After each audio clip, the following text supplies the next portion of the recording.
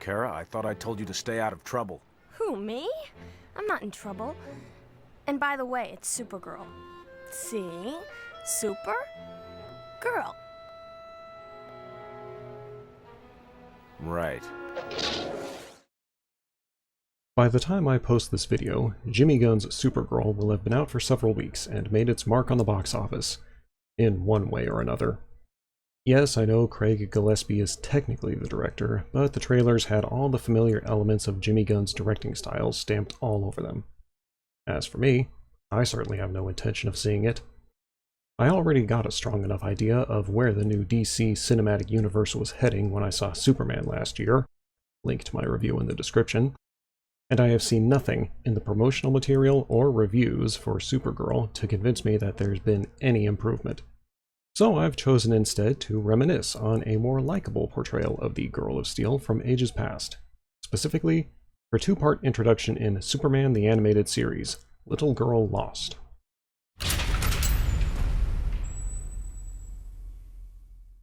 The story begins with Superman taking his rocket back to Krypton's original coordinates to search for any remains or survivors, only to find nothing left of the planet or its people. However, a faint distress signal leads him to Argo, a sister planet that Kryptonians had colonized generations ago. Krypton's explosion threw Argo out of orbit, and the survivors all perished in the ensuing cataclysm. All except for one. The last daughter of Argo, Kara, quickly adapts to life on Earth with the Kent family, but she's eager to rush out and put her new powers to good use, despite Clark's insistence that she keep a low profile.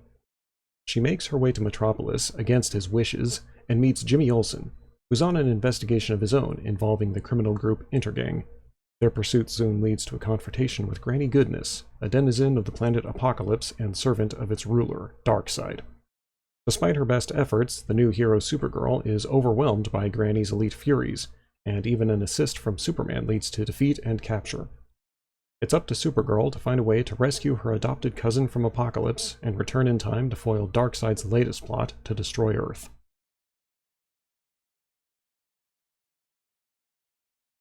Every time I return to this series, I find myself impressed by the tightness and the quality of the writing, and disappointed in what passes for modern screenwriting in contrast. On the story side, we get to see a return to Krypton, a brief backstory for Argo, the introduction of Supergirl, a personal character arc for Jimmy Olsen, and a conflict with Intergang and Darkseid, all wrapped up in less than an hour. And here's a fun fact.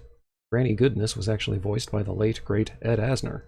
Yes, try getting that character design out of your head the next time you watch Up. Such language! Children, defend your granny's honor! But what I really appreciate is how well the writers handled Supergirl herself. Despite her incredible loss, she maintains a cheerful and energetic spirit, and like Superman, she's eager to use her powers to defend her new home. Imagine that. Supergirl finding joy in her new lease on life and wanting to defend others from the tragedies she's seen, instead of wallowing in alcohol and self-pity. But her youth means she's not without flaws. She's inexperienced and impulsive, and her eagerness to use her power causes her to jump into trouble and make critical mistakes. Now what'd I do wrong? I might have been able to use the magnet to repel the comet back into space. Oops. She has good intentions, but it's clear that she also has some growing up to do, and it's Clark's responsibility to help her do it properly. Imagine that. Superman using his experience to provide valuable, if strict, mentorship instead of being treated like a joke. Thanks for watching him! This is an excellent example of the skill that writers used to have in crafting female characters. Kara's sympathetic, likable, and confident, but she still has flaws that keep her grounded.